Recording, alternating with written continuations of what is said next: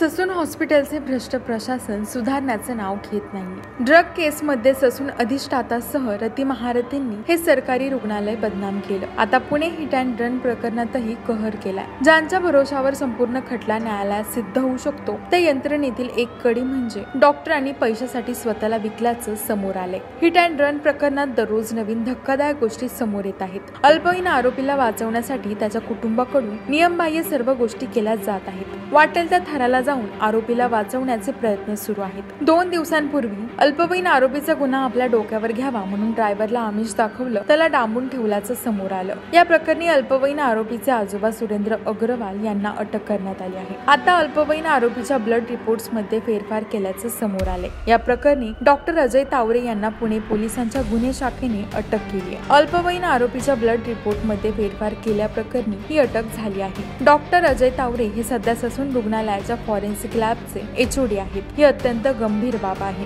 घटनेच्या वेळी अल्पवयीन आरोपी त्याच्या आलिशान पोर्शे कार चालवत होता। त्याने पुण्याच्या कल्याणी नगर भागातील अरुंद रस्त्यावर भरधाव वेगात पोर्शे चालवून दुचाकीवर बसलेल्या दोघांना उडवलं। यात तरुण आणि तरुणीचा मृत्यू झाला। हा गुन्हा करण्याआधी आरोपी दारू प्यायला होता। तो 2 पब मध्ये गेला होता। एका पब मध्ये त्याने 48,000 रुपये उडवले। त्यात दारूचं बिल सुद्धा होतं। ते बिल सुद्धा पोलिसांकडे आहे। सीसीटीव्ही फुटेज मध्ये आरोपी दारू पार्टी करताना दिसला आहे। त्यामुळे त्याचा ब्लड रिपोर्ट खूप महत्त्वाचा आहे। पोलिसांनी अजून त्याचा ब्लड रिपोर्ट काय आहे त्याची माहिती दिलेली नाही। ब्लड रिपोर्ट मध्ये आरोपीने त्यावेळी मद्यप्राशन केलेलं की नाही ते समजू शकते। त्यामुळे हा ब्लड रिपोर्ट अत्यंत महत्त्वाचा आहे। आता ब्लड रिपोर्ट मध्येच फेरफार झाल्याची शक्यता दिसत आहे। डॉक्टर अजय तावरे यांची पुणे पोलिसांकडून चौकशी सुरू होईल त्यावेळी या प्रकरणात अजून धक्कादायक गंभीर बाबी समोर येऊ शकतात। अल्पवयीन आरोपीला वाचवण्यासाठी पडद्यामागे काय चालू आहे हे यातून दिसतंय। याआधी ड्रायव्हरला मॅनेज करण्याचा प्रयत्न झाला, त्याला बंगला, पैसा हे आमिष दाखवण्यात आलं। तो ऐकत नाहीये हे लक्षात आल्यावर डांबून ठेवण्यात आलं। हे सगळं खूप भयानक आणि गंभीर आहे। कायद्याला वाकवण्यासाठी काय चाललंय हे यातून दिसत आहे।